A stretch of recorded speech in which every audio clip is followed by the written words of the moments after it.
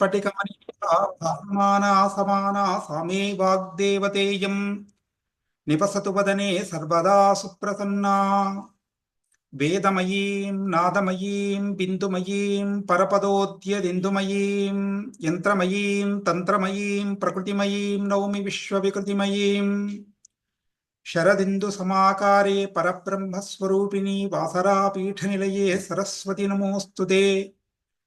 व्यासं वसिष्ठनप्तारं शक्तेः पौत्रमकल्मषं पराशरात्मजं वन्दे शुकतातं तपोनिधिं। सभायै नमः। ब्रह्मश्री कंदाडै रामानुजाचार्यवर्याणां स्मृतिव्याख्यानमालायां मत्स्यपुराणमधिकृत्य उद्बोधयितुं मम अवसरः प्राप्तः। अहं धन्यं मन्ये।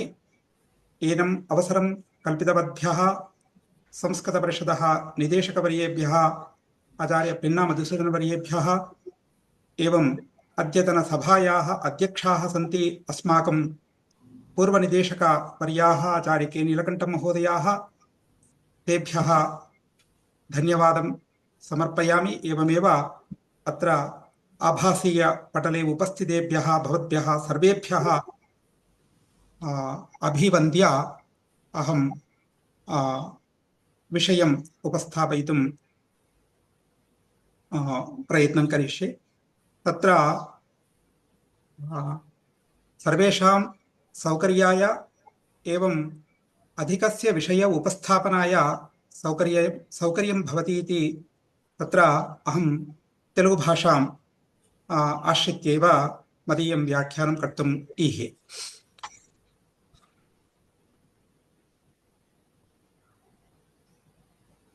పురాణం పంచమో వేదః అనేటువంటిది ఒక ప్రసిద్ధి వాక్యం. కొద్దిగా పురాణాన్ని గురించి ముందుగా తెలుసుకొని తర్వాత మత్స్య పురాణంలోకి ప్రవేశిద్దాం. పురాణంలోకి వస్తే పురాణ శబ్ద వ్యుత్పత్తి తీసుకుంటే పురాభవం పురాణం అని, అదేవిధంగా పురాణం పురాతనస్యోదర్కస్య పురాణం తద్విదుర్బుధాః అని మత్స్యపురాణం 53వ అధ్యాయం 81వ వాక్యం చెప్తుంది. అలాగే పురా అనతీతి పురాణం అని అంటే పూర్వం సృష్ట్యాదిలో నిర్వర్తించబడింది కాబట్టి దీన్ని పురాణం అన్నారు అని. అలాగే యస్మాత్ పురా హ్యనతీదం పురాణం తేన తత్స్మృతం నిరుక్తిమస్య యో వేద సర్వపాపై ప్రముచ్యతే అని వాయుపురాణం 1వ అధ్యాయం 197వ శ్లోకం చెబుతుంది. కాబట్టి ఏంటి అని అంటే, అలాగే పద్మపురాణంలో కూడా పురా పరంపరాం భక్తి పురాణం తేన వై స్మృతం. కాబట్టి పూర్వ ప్రాచీన చరిత్రను చెప్పేది కాబట్టి దీన్ని పురాణం అని అన్నారు అని మనకు పద్మపురాణ వచనాన్ని బట్టి తెలుస్తుంది. అలాగే మనకు పురాణం యొక్క పురాణ అధ్యయన ఆవశ్యకతను గురించి కూడా అనేక పురాణాల్లో ప్రస్తావించడం జరిగింది. యో విద్యాశ్చతురో వేదాన్ సాంగోపనిషదో ద్విజః నచేత్ పురాణం సంవిద్యాన్ నైవ సస్యాత్ విచక్షణః అని వాయుపురాణం 1వ అధ్యాయం 194వ శ్లోకం చెబుతుంది. అంటే ఏంటి అని అంటే, వేదాలు వేదాంగాలు ఉపనిషత్తులు అన్నీ చదివినప్పటికీ కూడా పురాణం యొక్క అధ్యయనం చేయకపోయినట్లయితే అది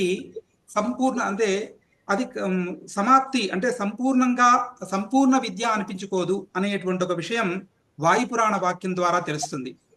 అలాగే ఇంకొక చోట ఏం చెబుతారంటే, స్మృతి స్మృతి ఉభే నేత్రే హృదయం పురాణం హృదయం స్మృతం ఏకేన హీన కానస్యాత్ ద్వాభ్యామంద ప్రకీర్తితః శృతి స్మృతి పురాణాని విదుషాం లోచనత్రయం యస్త్రిభిర్నయనైః పశ్యేత్ సోంశో మాహేశ్వరో యతః అని చెప్పబడింది వాయుపురాణంలో. అంటే స్మృతి స్మృతి ఇవి రెండూ కూడా ఉభయ నేత్రే రెండు కళ్ళుగా చెప్పబడ్డాయి. పురాణం హృదయం స్మృతం పురాణం హృదయంగా చెప్పబడింది. అలాగే ఏకేన హీన కానస్యాత్ ఒక కన్ను లేకపోయినట్టంటే స్మృతి కాని ఏదో ఒకటి లేకపోయినట్టయితే కానహ ద్వాభ్యామంద ప్రకీర్తితః ఇక రెండు లేకపోతే అంధః ఏవ గుడ్డివాడుగా చెప్పబడతాడు. కాబట్టి ఇంకా ఏం చెప్తాడు మరొక చోట అంటే శృతి స్మృతి పురాణాని విదుషాం లోచనత్రయం. కాబట్టి విద్వాంసులకు శృతి స్మృతి పురాణం ఇవి మూడు కూడా ఏంటి అని అంటే మూడు కళ్ళుగా చెప్పబడ్డాయి. ఇవి మూడు చదివినవాడు, ఇవి మూడు తెలుసుకున్నవాడు సాక్షాత్గా మహేశ్వరుడుగా చెప్పబడతాడు అని మనకు వాయుపురాణ వచనానుసారంగా తెలుస్తుంది. ఇక పురాణ విషయానికి వస్తే పురాణం యొక్క స్వరూపం ఎలా ఉండేది అనేటువంటి ఒక విషయం మనకు మత్స్య, నారద మొదలైనటువంటి లింగ పురాణంలో మనకు విస్తృతంగా పురాణానికి సంబంధించినటువంటి విషయాలు ఒకటి లింగ పురాణంలో చెప్పబడ్డాయి, రెండు మత్స్య పురాణము, మూడు నారద పురాణం. ఈ మూడు పురాణాల్లో పురాణం అంటే ఏంటి, పురాణ సంఖ్య ఏంటి, పురాణ శ్లోక విచారం ఏంటి మొదలైనటువంటి విషయాలన్నీ కూడా మనకు విస్తృతంగా వివరించబడ్డాయి. దాంట్లో మత్స్యపురాణ వాక్యం 53వ అధ్యాయం 4వ శ్లోకంలో ఏం చెప్తారంటే పురాణమేకమేవాసీత్ తదా కల్పాంతరే నఘ త్రివర్గ సాధనం పుణ్యం శతకోటి ప్రవిస్తరం ఇదమద్యాపి దేవేషు శతకోటి ప్రవిస్తరం ఉపభేదాన్ ప్రవక్ష్యామి లోకేయే సంప్రతిష్ఠితాః అని మత్స్యపురాణ వాక్యం చెబుతుంది. అంటే పూర్వము పురాణము ఒకటే ఉండే, దాంట్లో 100 కోట్ల శ్లోకాలు కలిగి ఉండేటువంటిదని, అది ఇప్పటికీ కూడా దేవలోకంలో ఉంది అని శ్రీ మహావిష్ణువు అంటే ఈ అల్పాయుష్షు అల్పమేధస్సు మొదలైనటువంటి వాటిని గమనించి మానవ కళ్యాణానికి ప్రతి యుగంలో వ్యాస రూపాన్ని ధరించి ఈ పురాణాలన్నింటినీ కూడా మనకు అందించడం జరిగింది. అలా ఇప్పుడు కలియుగంలో మనకున్నటువంటి పురాణం మనం చూస్తున్నటువంటి పురాణము 4 లక్షల శ్లోకాలు కలిగినటువంటి 18 పురాణాలుగా మనం చూస్తూ ఉన్నాం. కాబట్టి ఇది మత్స్య పురాణం, నారద పురాణం ఇలాంటి ఈ పురాణాల్లో వీటికి సంబంధించిన విషయాలన్నీ కూడా చెప్పబడ్డాయి. ఇక ఇంకొకటి ఏంటి అంటే స్కంద పురాణం రేవాఖండంలో పురాణం మనకు భారతం పంచమో వేద అనేటువంటి చాలా ప్రసిద్ధ వాక్యం. 4 వేదాల సారం భారతంలో కనబడుతుంది. అనేక విషయాలు ప్రస్తావించబడ్డాయి వ్యాసమహర్షి చేత అని మనకు తెలుసు. అలాగే స్కంద పురాణం రేవాఖండంలో కూడా పురాణం పంచమో వేద ఇది బ్రహ్మానుశాసనం యో న వేద పురాణం హి నస వేదాత్ర కించన అని రేవాఖండం 1వ అధ్యాయం 19వ శ్లోకంలో చెప్పబడింది. అంటే పురాణాల యందు వేదాలు ప్రతిష్ఠితములయ్యాయి. కాబట్టి వేదోక్త చరితాలు ఏవైతే ఉన్నాయో అంటే వేదంలో అక్కడక్కడ కొద్దిగా కనబడేటువంటి విషయాలు పురాణాల్లో చాలా విస్తృతంగా వివరంగా వివరించబడ్డాయి అనేటువంటి ఒక విషయం మనకి ఇక్కడ. ఎందుకంటే ఊర్వశి శునశ్యేపాఖ్యానం, హరిశ్చంద్రోపాఖ్యానం, విశ్వామిత్రోప ఇలాంటి కథలన్నీ కూడా మనకు వేదంలో ఉన్నటువంటి ఇతివృత్తాలే. ఇవి మనకు పురాణంలో విస్తృతంగా వర్ణించబడ్డాయి. కాబట్టి వేదా ప్రతిష్ఠితా పూర్వం పురాణే నాత్ర సంశయ. కాబట్టి వేదాలు పురాణాల యందు ప్రతిష్ఠితములైనవి, వీటిలో ఎలాంటి సంశయం లేదు అనేటువంటి ఒక విషయం చెప్పబడింది. అలాగే యచ్చ దృష్టం హి వేదేషు తద్దృష్టం స్మృతిభిః కిల ఉభాభ్యాం యత్తు దృష్టం హి తత్పురాణేషు గీయతే. యచ్చ దృష్టం హి వేదేషు అంటే వేదాల్లో ఏదైతే చెప్పబడిందో తద్దృష్టం స్మృతిభిః కిల. కాబట్టి శృతుల్లో చెప్పబడినటువంటి విషయాలే స్మృతుల్లో కూడా చెప్పబడ్డాయి. ఉభాభ్యాం యత్తు దృష్టం హి తత్పురాణేషు. కాబట్టి ఈ రెండింటి యందు చెప్పబడినటువంటి విషయాలు ఇంకా పురాణాల యందు విస్తృతంగా వివరించబడ్డాయి అనేటువంటి ఒక విషయం మనకు స్కంద పురాణంలో రేవాఖండంలో చెప్పబడ్డాయి. ఇక పురాణ రచనా విధానం అంటే పురాణం పంచలక్షణం అనేది చాలా ప్రసిద్ధమైన వాక్యం. కానీ ఇక్కడ విష్ణు పురాణంలో మనకు ఒక ప్రత్యేకమైనటువంటి అంటే ఆఖ్యానం పంచలక్షణం, వ్యాఖ్యానం పంచలక్షణం, ఇలా ప్రతి విషయానికి లక్షణం నిర్దేశించబడింది మనకు సంస్కృతంలో. అలాగా ఈ పురాణం రచనా విధానం అంటే పురాణము ఏ పద్ధతిని అనుసరించి రచించబడుతుంది అనేటువంటి ఒక విషయాన్ని మనకు విష్ణు పురాణంలో చెప్పబడింది.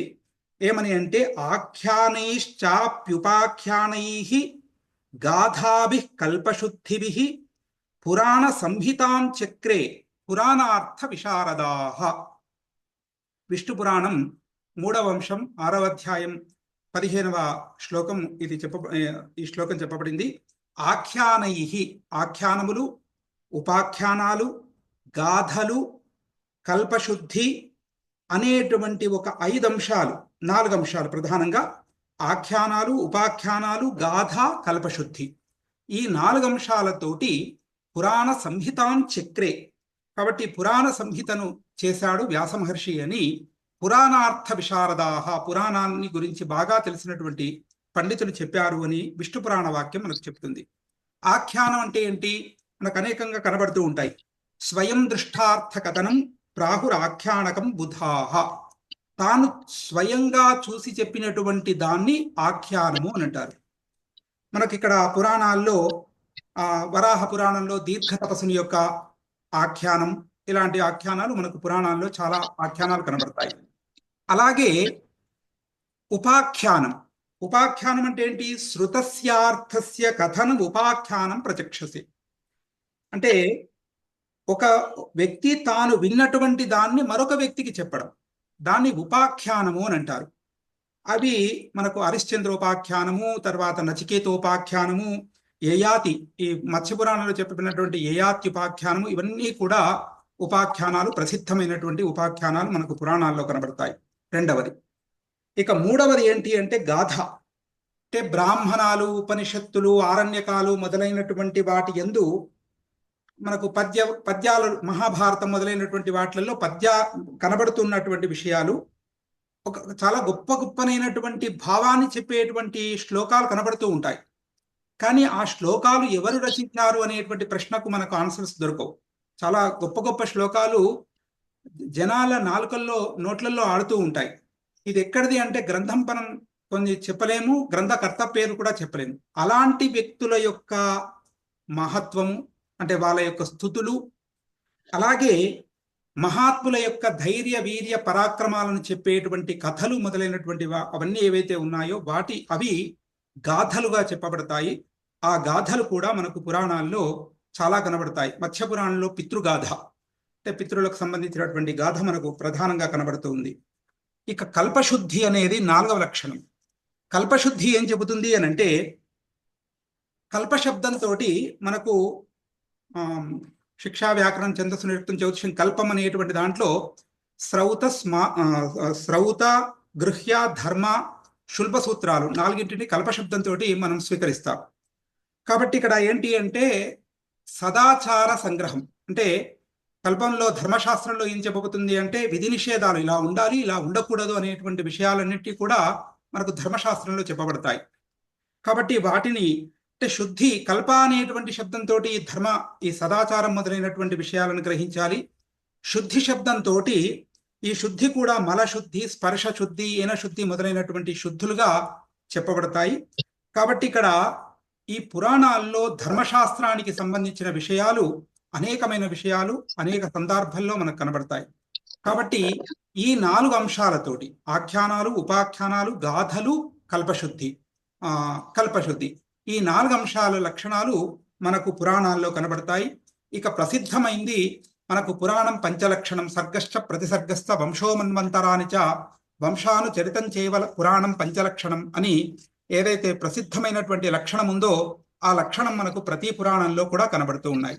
కాబట్టి ఇలాంటి లక్షణాలు, ఇలాంటి స్వరూపంతో ఉన్నటువంటి పురాణాలు మనకు మహాపురాణాలని, ఉపపురాణాలని, ఔపపురాణాలని, ఇలా మనకు పురాణాలు కనబడతాయి. అలాంటి మహాపురాణాల్లో ఒకటైనటువంటిది మత్స్య పురాణం. ఈ మత్స్య పురాణానికి సంబంధించినటువంటి విషయం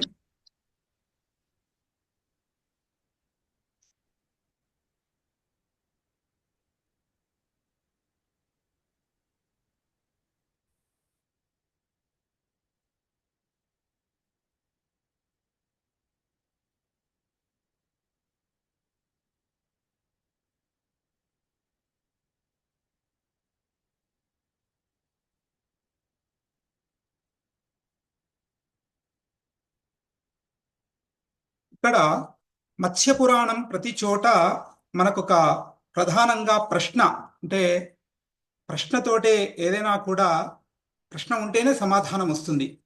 కాబట్టి ఇక్కడ మత్స్య పురాణం మనకు సూత మను సంవాదం, అంటే ఇక్కడ మను సంవాదంలో మనకి ఇక్కడ ప్రారంభమవుతుంది.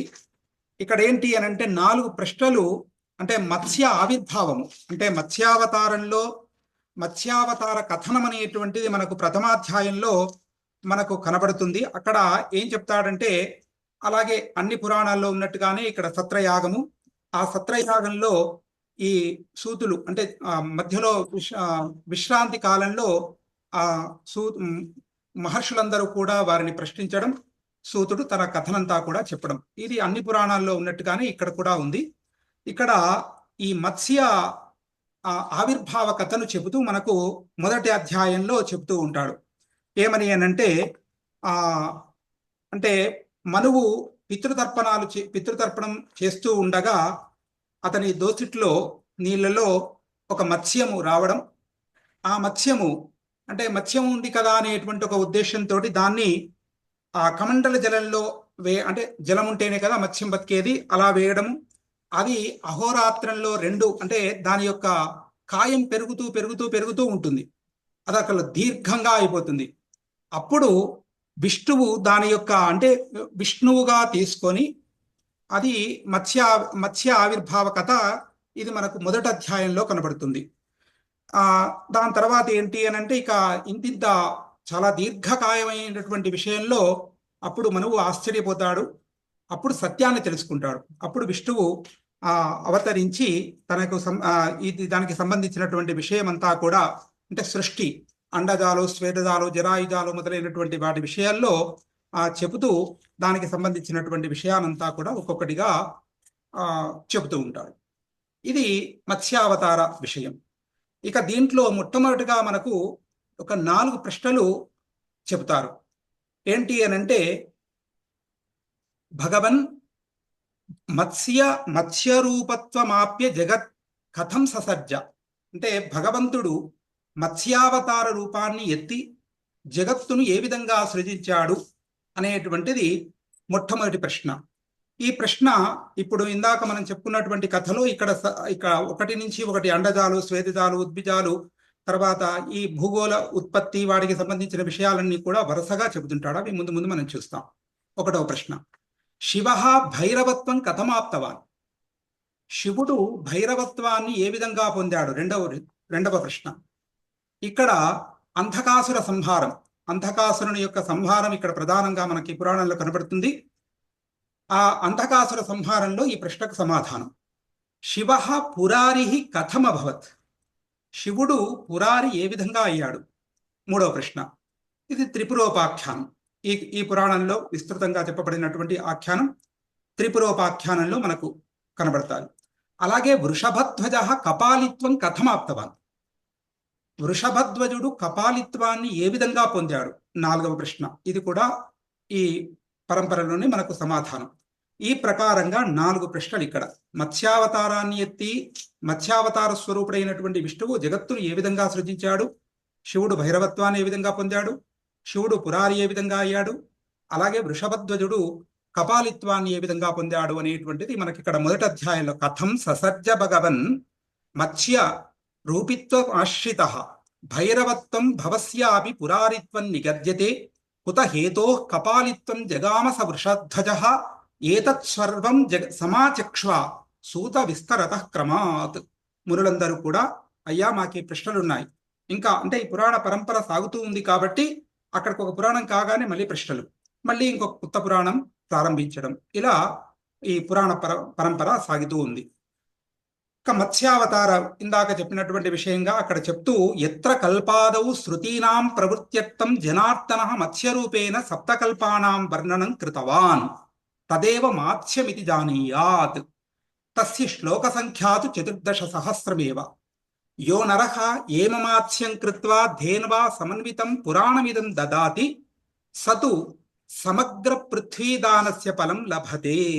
ఇక్కడ ఇదే పురాణంలో మనకు 53వ అధ్యాయంలో ఇంతకుముందు చెప్పుకున్నాం కదా, పురాణాలకు సంబంధించినటువంటి విస్తృతమైనటువంటి కథనం మనకు 53వ అధ్యాయంలో కనబడుతుంది. కాబట్టి శృతీనాం ప్రవృత్త్యర్థం, జనార్దనుడు మత్స్యరూపాన్ని పొంది సప్తకల్పాల యొక్క వర్ణన చేయడం, ఎక్కడైతే చేయబడిందో అదే మత్స్య పురాణంగా చెప్పబడుతుంది. దీంట్లో శ్లోక సంఖ్య ఎంత అంటే 14,000 14,000 శ్లోకాలు. ఎవరైతే హేమమాత్స్యం కృత్వా బంగారు చేపను చేసి ధేన్వా సమన్వితం అంటే ఆ ఆవుతోటి కూడి ఈ పురాణాన్ని ఎవరైతే దానం చేస్తారో వాళ్ళు సమగ్ర పృథ్వీ దానస్య ఫలం లభతే. ఈ పురాణ దానం అనేటువంటి వ్రతం కూడా ఈ మత్స్య పురాణంలో చెప్పబడిందండి. అంటే ఏ మాసంలో ఏ పురాణాన్ని ఏ విధంగా దానం చేయాలి, దానికి సంబంధించిన ఫలం ఏంటి అనేటువంటి ఒక విషయం కూడా ఇక్కడ మనకు 53వ అధ్యాయంలో విస్తృతంగా చెప్పబడింది. ఇక మత్స్య పురాణానికి వస్తే మనకు 290 అధ్యాయాలు మొత్తం. తర్వాత శ్లోక సంఖ్య 14,000. దీంట్లో ఇక్కడ గమనించాల్సిన విషయం ఏంటి అని అంటే మనకు 3 పురాణాల్లో ప్రధానంగా పురాణ అనుక్రమణికలు కనబడతాయండి. ఒకటి మత్స్య పురాణం, 2 నారదీయ పురాణం, 3వది లింగ పురాణం. లింగ పురాణంలో కేవలం లింగ పురాణానుక్రమణిక మాత్రమే నిర్దేశించబడింది, అంతవరకే. కానీ మత్స్య పురాణంలో 53వ అధ్యాయంలో, అలాగే నారద పురాణంలో కూడా ఏ పురాణంలో ఎన్ని శ్లోకాలు ఉన్నాయి, దాని పరిణామం ఏంటి, దానికి సంబంధించిన విషయాలు ఏంటి అనేటువంటి ఒక విస్తృతమైన వివరణ నిన్నటి ఆచార్యులు నారాయణ గారు వీటిని గురించి చెప్పడం జరిగింది. కాబట్టి ఇక్కడ మత్స్య పురాణంలోను నారద పురాణంలోను ఈ పురాణ శ్లోక సంఖ్య, పురాణ స్వరూప కథనం మొదలైనటువంటి విషయాలన్నీ కూడా విస్తృతంగా చెప్పబడింది. కాబట్టి ఇక్కడ నారద పురాణానుసారం మాత్రం 15,000 శ్లోకాలు, మత్స్య పురాణానుసారం మాత్రం 14,000 శ్లోకాలు. ఇక్కడ ఒక సహస్ర శ్లోక సంఖ్య మనకు భిన్నంగా కనబడుతుంది. కాబట్టి అక్కడ దానికి సంబంధించినటువంటి విషయం ఎందుకు ఏంటి అనేటువంటి విషయం పైన చాలా పరిశోధనలు జరగాల్సింది. ఇక తర్వాత ఏంటి అని అంటే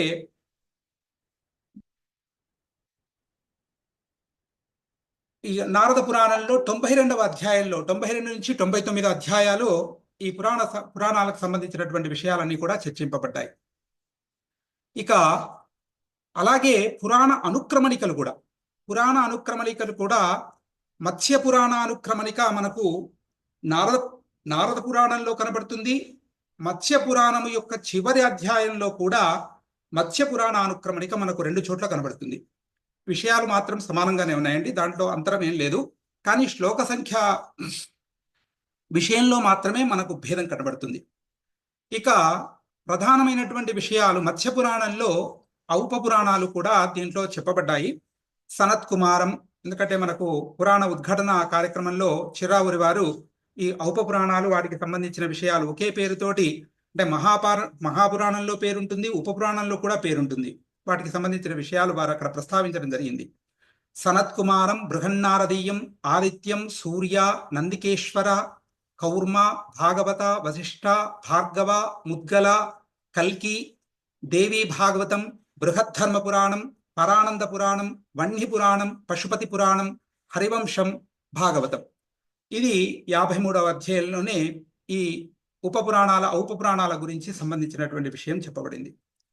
ఇక మనకు పురాణాల్లో ఈ క్రమం ఒకటి ఉందండి. అంటే ఇది ఒక్క రోజు ఒక్క చోట జరిగింది కాదు కాబట్టి, కాలాంతరాల్లో జరిగినాయి కాబట్టి అనేక విషయాల్లో మనకు అనేక భేదాలు కనబడుతూ ఉంటాయి.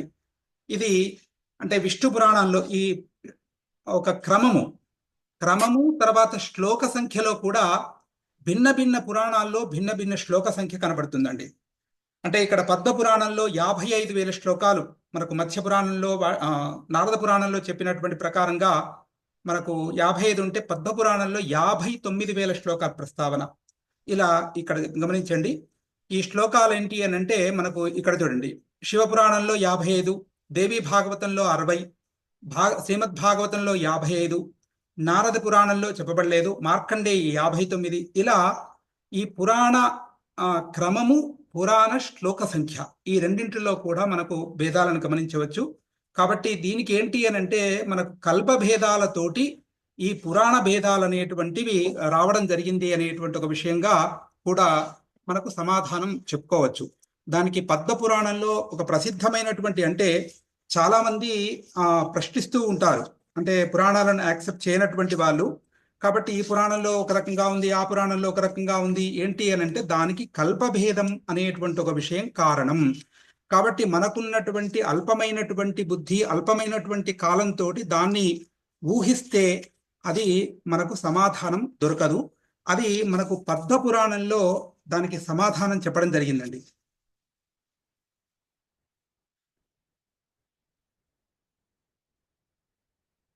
లోకంత చెప్తాను. ఓకే. ఇక మత్స్య పురాణంలో ప్రధానమైనటువంటి విషయాలకు వస్తే, ఇందాక చెప్పుకున్నా కదా, పురాణం పంచలక్షణం. సర్గ ప్రతిసర్గ వంశమన్వంతరాల చరితం. అంటే సర్గ విషయం సృష్టి ప్రారంభం, అలాగే ప్రతిసర్గ, వంశము, మన్వంతరాలు, వీటికి సంబంధించిన విషయం మనకు 1 నుంచి 10 అధ్యాయాల్లో విస్తృతంగా వివరించబడింది. వంశానుచరితం అంటే వంశచరితము అని అంటే సూర్యవంశచరితం, చంద్రవంశచరితం, వాటికి సంబంధించిన విషయాలు. వంశానుచరితము అని అంటే ఆ వంశంలో జన్మించినటువంటి వారి యొక్క ఇతివృత్తాలు. కాబట్టి ఇక్కడ సూర్యవంశవర్ణం, అలాగే శ్రాద్ధకల్పం, చంద్రవంశవర్ణం, ఈ 11 నుంచి 22 అధ్యాయాల్లో వీటికి సంబంధించిన విషయం విస్తృతంగా వివరించబడింది. అలాగే చంద్రవంశం, యయాతి చరితం, చంద్రవంశంలో యదువంశానువర్ణనం, ప్రోష్ఠువంశ వర్ణనం, శూరవంశ వర్ణనం, అగ్నివంశ వర్ణనం, ఈ వంశాలకు సంబంధించిన వర్ణనలు మనకు 23 నుంచి 23 అధ్యాయాల్లో వివరించబడింది. అలాగే క్రియాయోగం అంటే క్రియ, దానికి సంబంధించిన విషయం మనకి ఇక్కడ 52వ అధ్యాయంలో చెప్పబడింది. ఇక 5వ విషయం ఏంటి అని అంటే పురాణ దాన వ్రతం. ఇందాక చెప్పుకున్నాం కదా, 53వ అధ్యాయం నుండి 99వ అధ్యాయం వరకు వ్రతాలండి. చాలా విస్తృతమైన వ్రతాలు చెప్పబడ్డాయి ఇక్కడ.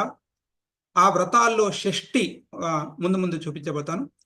ఒక 60 వ్రతాలు, తర్వాత ప్రత్యేకమైనటువంటి వ్రతాలు, వాటి విధానాలు, వాటికి సంబంధించిన విషయాలన్నీ కూడా మనకు 53 నుంచి 99వ అధ్యాయం వరకు చెప్పబడ్డాయి. అలాగే స్నాన విధి, ప్రయాగ మాహాత్మ్య వర్ణనం. నిన్న మనకు నారద పురాణంలో ప్రయాగకు సంబంధించినటువంటి విషయాలు ఆదిలో, మధ్యలో, అంత్యంలో కూడా నారద పురాణంలో చెప్పబడ్డాయి అని వారు నారాయణ గారు నిన్న ఆచార్యుల వారు వివరించారు. ఇక్కడ కూడా ప్రయాగ మహాత్మ్యం గురించి చాలా విస్తృతంగా వివరించబడింది. 100వ అధ్యాయం నుంచి 110 అధ్యాయం వరకు 10 అధ్యాయాలు. అలాగే భూమ్యాది సంస్థానం, భూగోళ వర్ణనం, భారతవర్ష వర్ణనం, కైలాసాది పర్వత వర్ణనం, వివిధ ద్వీప వర్ణనం, 111వ అధ్యాయం నుండి 126వ అధ్యాయం వరకు వీటికి సంబంధించిన విషయాలన్నీ కూడా చతుర్దశ భువనాలు, తర్వాత భారత వర్ణన విస్తృతంగా, పర్వత వర్ణన, ఇవన్నిటికి సంబంధించిన ద్వీపాలు, వాటికి సంబంధించిన విషయాలు ఇవన్నీ కూడా దీనిలో చెప్పాయి. ఇక తర్వాత త్రైపురం అంటే దేవాసుర సంగ్రామాలు మనకి ఇక్కడ ముందు చెప్పబోతున్నాను. 127వ అధ్యాయం నుండి 139వ అధ్యాయం వరకు ఈ దేవాసుర సంగ్రామం వాటికి సంబంధించిన విషయం చెప్పబడింది. అలాగే యుగ ధర్మ వ్యవస్థ, కాల నిర్ణయం, త్రేత ద్వాపరాది యుగ విశేషాః. యుగ ధర్మాలు అంటే కృత, త్రేత, ద్వాపర, కలియుగ ధర్మాలు, వాటి యొక్క స్వరూపం, కాల నిర్ణయం, ఆ యుగ విశేషాలు, ఏ యుగంలో ఎలా ఉండేవారు మొదలైనటువంటి విషయాలన్నీ కూడా 140 నుంచి 144వ అధ్యాయం వరకు దీంట్లో వివరించబడింది. ఇక తారకాసుర వధ, తారకాసురుని యొక్క ఇతివృత్తాంతం, షణ్ముఖోత్పత్తి, వాటికి సంబంధించిన విషయాలు 145 నుంచి 159వ అధ్యాయం వరకు చెప్పబడింది. అలాగే హిరణ్యకశిపు ఉపాఖ్యానం, హిరణ్యకశిపుని యొక్క ఇతివృత్తం 160 నుండి 176వ అధ్యాయం వరకు వివరించబడింది. అలాగే అంధకాసుర వృత్తాంతం, అంధకాసురుడు 178, దానికి సంబంధించినటువంటి శివుడు అవతరించడం, అదంతా కూడా అంధకాసురుని యొక్క ఇతివృత్తం, అంధకాసుర వధ. ఇక కాశీ మహాత్మ్యం 179 నుంచి 184వ అధ్యాయం వరకు. నర్మదా నది, నర్మదా మహాత్మ్యం 180 నుంచి 193వ అధ్యాయం వరకు. అలాగే విభిన్న ఋషి గోత్ర పర్వర అనుకీర్తనం, ఋషులు వాళ్ళ యొక్క వంశాలు, వాటికి సంబంధించిన విషయాలన్నీ కూడా మనకు చెప్పడం జరిగింది. అలాగే ఈ దానాలు ఇందాక చెప్పుకున్నాం కదా, దానాల్లో ఉభయతోముఖి గోదానం అని ఒక ప్రత్యేకమైనటువంటి విషయం అండి, చాలా గొప్ప విషయం. ఉభయతోముఖి అంటే ఆవు అప్పుడే ఈనుతున్నటువంటి ఆవు, అది బయటకు వస్తుంది, ఇటుముఖము అటుముఖము, రెండు ఉభయతోముఖి గోదానము, దానికి సంబంధించిన విషయం దానం. అలాగే కృష్ణాదినం, వాటికి సంబంధించిన దాన విశేషాలు. అలాగే ప్రసిద్ధమైనటువంటి అందరికీ తెలిసిన కథ సావిత్రి ఉపాఖ్యానం 207 నుండి 213 వరకు. అలాగే రాజధర్మాలు. రాజధర్మాలు మనకు రాజు యొక్క సప్తాంగ వ్యవస్థ, స్వామి, అమాత్య, కోశ, దుర్గా, బల, సుహృత్ ఏదైతే సప్తాంగాలు చెప్పబడ్డాయో వాటికి సంబంధించిన అన్నీ చెప్పబడలేదు, కానీ కొన్ని రాజు ధర్మాలు, రాజు ఏ విధంగా ఉండాలి, రాజ కర్తవ్యాలు ఏంటి, వాటికి సంబంధించిన విషయాలన్నీ కూడా 214 నుండి 242వ అధ్యాయం వరకు చెప్పబడ్డాయి. అలాగే వామన చరితం, వరాహ చరితం 243 నుంచి 45 వామన చరితం, 246 నుంచి 250 వరాహ చరితం. అలాగే తర్వాత విజ్ఞానానికి వచ్చి వాస్తుశాస్త్రం. మనం మామూలుగా గృహాలు ఎక్కడైనా గృహప్రవేశము లేకపోతే ఏదైనా భవన ప్రవేశంలో వాస్తు పూజ, వాస్తు మండలారాధన అనేటువంటిది మనం ప్రత్యేకంగా విధిగా చేస్తాం వాస్తుదోష నివృత్తికై. దాంట్లో వాస్తు పురుష ఉత్పత్తి మత్స్య పురాణంలోనూ చెప్పబడిందండి. కాబట్టి వాస్తు మండలారాధన, అశీతి పదవాస్తు, చతుషష్ఠి పదవాస్తు, వాటికి సంబంధించిన విషయాలన్నీ కూడా. అలాగే అంత కేవలం పూజా విధానాలే కాదు, మండల అంటే ప్రాకారాలు, అవన్నీ ముందు ముందు చెప్పబోతాను. ప్రాకారాలు, వాటికి సంబంధించిన ప్రాసాదాలు, నిర్మాణాలు, వాటికి సంబంధించిన విషయాలు అవన్నీ కూడా మనకు వాస్తుశాస్త్రం 251 నుండి 269వ అధ్యాయం వరకు చెప్పబడ్డాయి. ఇక తర్వాత భవిష్యత్ రాజవర్ణనం. ఇది మనకు భవిష్య పురాణంలో కనబడుతుంది, ఇతరత్ర చాలా పురాణాల్లో కనబడుతుంది ఈ విషయం. అలాగే బృహద్బల, శిశునాగ, ఆంధ్రరాజాది కీర్తనం, ఆంధ్రరాజులు మొదలైనటువంటి వాటి విషయంలో 270 నుండి 272 వరకు ఈ భవిష్యత్ రాజా అనుకీర్తనం అనేటువంటిది కనబడుతుంది. అలాగే 273 నుండి 289 అధ్యాయాలలో షోడశ మహాదానాలు, 16 మహాదానాలు చెప్పబడ్డాయి. ఆ మహాదానాలు ప్రత్యేకమైనటువంటి విషయాలు, వాటి వివరణ అంతా కూడా మనకు 273 నుండి 289వ అధ్యాయం వరకు చెప్పబడింది. ఇక తర్వాత చివర్లో పురాణ అనుక్రమణిక, ఫలశ్రుతి మొదలైనటువంటి విషయాలు చెప్పబడ్డాయి. ఇది క్రమంగా 290 అధ్యాయాల్లో ఈ వర్ణించబడినటువంటి మత్స్య పురాణానికి సంబంధించినటువంటి విషయాలు. మనకు విషయ విభాగంతో చూస్తే ప్రధానంగా అంటే చరిత్రలు తీసుకుంటే, ప్రధానంగా ఉపాఖ్యానాలు తీసుకుంటే యయాత్యుపాఖ్యానం, త్రిపురోపాఖ్యానం, తారకాసుర కథ, హిరణ్యకశిపోపాఖ్యానం, సావిత్రుపాఖ్యానం, ఇవి మనకు ప్రధానమైనటువంటి చరిత్రలు. ప్రధానంగా అందరికీ బాగా తెలిసినటువంటి కథలు త్రిపుర, తారకాసుర. ఇది చరిత్రలకు వస్తే మనకు వశిష్ఠ నిమిచరిత, వామన చరితలు, వరాహ చరితము, అమృత మథన కథ. అమృతం అంటే అమృతం కోసమై సముద్ర మథనం, అమృతం కోసమై సముద్ర మథనం, అక్కడ వచ్చిన విశేషాలు, ధన్వంతరి లక్ష్మి మొదలైనటువంటి అన్నీ కూడా సముద్ర మథనంలో ఆవిర్భవించినటువంటి విషయాలన్నీ కూడా మనకి ఇక్కడ చరితలుగా ఈ 4 చరితలు కనబడతాయి. క్షేత్ర తీర్థ మాహాత్మ్యాల్లో కాశీ మాహాత్మ్యం, ప్రయాగ మాహాత్మ్యం, నర్మదా మాహాత్మ్యం, ఇవి 3 మనకు ప్రధానంగా కనబడతాయి. వంశ చరితలకు వచ్చేసరికి ఏ పురాణంలో అయినా కూడా ఇవే 2 అంశాలు ఉంటాయి. రాజవంశ వర్ణన, ఋషివంశ వర్ణన, 2 ప్రధానంగా మనకు కనబడతాయి. రాజవంశాల్లో మనకు అంటే ఆయా యుగాలకు సంబంధించిన విభిన్నమైనటువంటి రాజవంశాలు, అలాగే ఋషి వంశాలు కూడా, ఇవి ప్రధానంగా వంశ చరిత్రలో కనబడతాయి. ఇక భూగోళ ఖగోళ విషయాలకు వస్తే, ఎందుకంటే 14 మన్వంతరాలు, తామస, రైవత, వైవస్వత ఇలాంటి మన్వంతరాలు, 14 భువనాలు, అలాగే కాలమాహాత్మ్యం చాలా విస్తృతంగా దీంట్లో చెప్పబడింది. అలాగే శింషుమార విశేషాలు. శింషుమారము అనేటువంటిది చిర్రావూరి శివరామకృష్ణ గారు దీనిపైన ప్రత్యేకంగా వారు ఎక్కడైనా చాలా చోట్ల ప్రస్తావిస్తూ ఉంటారు. శింషుమార విశేషాలు, అలాగే సముద్ర మథన విశేషాలు, వాటిలో ఉన్నటువంటి విభిన్న విషయాల అంటే ఏవేవి ఆవిర్భవించాయి వాటికి సంబంధించినటువంటి విషయాలన్నీ కూడా దీంట్లో మనకు కనబడతాయి. అలాగే భారత వర్ష వర్ణనం కూడా అనేక పురాణాల్లో కనబడుతుంది. ఇక్కడ కూడా మత్స్య పురాణంలో చాలా విస్తృతంగా వివరించబడింది. అలాగే వివిధ నదీ వర్ణనం, ముందు ఆ నదుల పేర్లు వాటిని ముందు ప్రస్తావిస్తాను. కాబట్టి వివిధ నదులు ప్రధానంగా ఇక్కడ మనకు గంగా, తర్వాత యమున, తర్వాత నర్మదా, వీటికి సంబంధించిన వర్ణన విస్తృతంగా ఉంది. కొన్ని నదుల వర్ణన అలా నామమాత్రంగా ఉంది. అలాగే విభిన్న పర్వత వర్ణనలు, ఈ భూగోళ ఖగోళ విషయాలకు వస్తే పర్వతాలు, హిమోత్పర్వతం, వాటికి సంబంధించిన విషయాలు అవన్నీ కూడా మనకు దీంట్లో ప్రధానంగా ప్రస్తావించబడ్డాయి.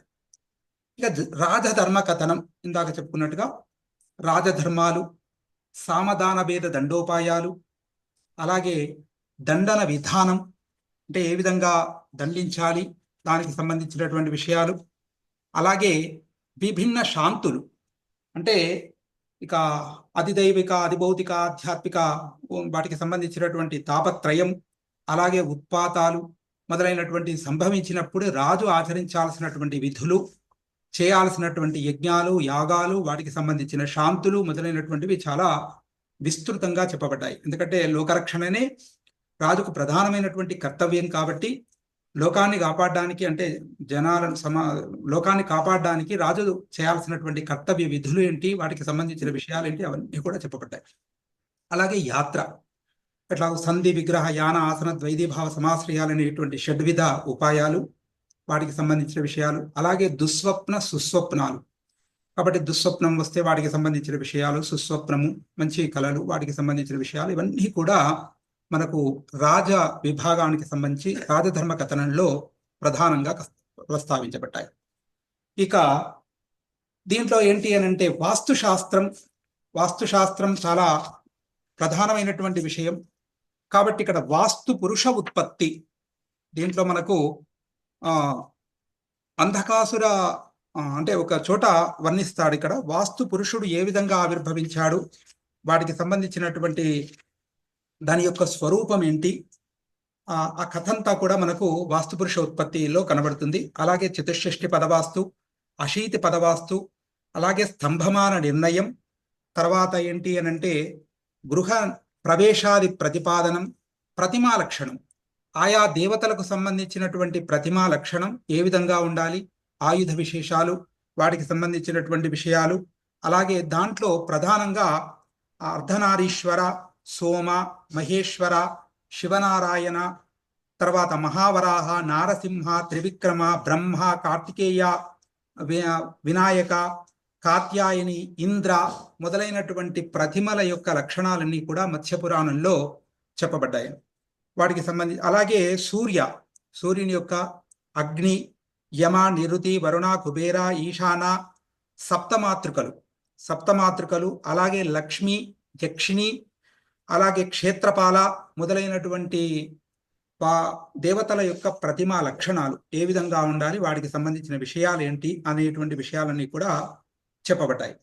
అలాగే పీఠిక, అంటే పిండిక అని అంటారు దాన్ని, ఆ లక్షణం అంటే ఆ విగ్రహం కింద వేసేటువంటి దాని యొక్క లక్షణం, అలాగే లింగ లక్షణం, అలాగే దేవతా ప్రతిష్ట కోసం చేసేటువంటి కుండ మండప నిర్మాణ విధి, దానికి సంబంధించినటువంటి విషయం, అలాగే దేవతా ప్రతిష్ఠా విధి ఏ విధంగా చేయాలి, అలాగే స్నపన విధానం, అంటే దానికి ధాన్యాదివాసం ఇలాంటి అవన్నీ ప్రతిష్ఠా విధిలో వచ్చేటువంటి విషయాలు ఉన్నాయి కదా, వాటికి సంబంధించినటువంటి విషయాలు, అలాగే వాస్తు శాంతి, మంటప లక్షణాలు, అంటే ఆయా దేవాలయాల ముందు ఉండేటువంటి మండపాలు, అలాగే ప్రాసాదాలు వాటికి సంబంధించి ముందు చూపెడతాను. కాబట్టి వాటికి సంబంధించినటువంటి విషయాలు అన్నీ కూడా మనకు దీంట్లో వాస్తుశాస్త్రంలో విస్తృతంగా వివరించబడ్డాయి. అలాగే షోడశ మహాదానాలు, చివరిలో చెప్పినటువంటి తులాపురుష దానం, హిరణ్య గర్భదానం, బ్రహ్మాండ ప్రధాన దానం, పాదప దాన విధానం, పాదపాలు అంటే చెట్లను కూడా దానం చేసే విధి ఏంటి, దానికి సంబంధించిన విషయం ఏంటి అనేటువంటిది కూడా ఇక్కడ చెప్పబడిందండి. కనక మహాధేను దానం, హిరణ్యాశ్వదానం, హిరణ్య అశ్వరథ ప్రదానం, అంటే హిరణ్యాశ్వంతో కూడుకున్నటువంటి రథాన్ని దానం చేయడం, హేమహస్తి గత రథ ప్రదానం, హేమహస్తి అంటే బంగారు ఏనుగుతో కూడుకున్నటువంటి రథాన్ని, పంచలాంగలక దాన విధానం, ధరా ప్రదానం, అలాగే విశ్వచక్ర దాన విధానం, కనక కల్పలతా దాన విధానం, సప్తసాగర దాన విధానం, రక్తదేరు దాన ప్రదానం, మహాభూత ఘట ప్రదానం, ఈ విధంగా షోడశ మహాదానాలు, వాటికి సంబంధించినటువంటి విషయాలన్నీ కూడా దీంట్లో చెప్పబడ్డాయండి. ఇక తర్వాతకు వస్తే పితృగాథ.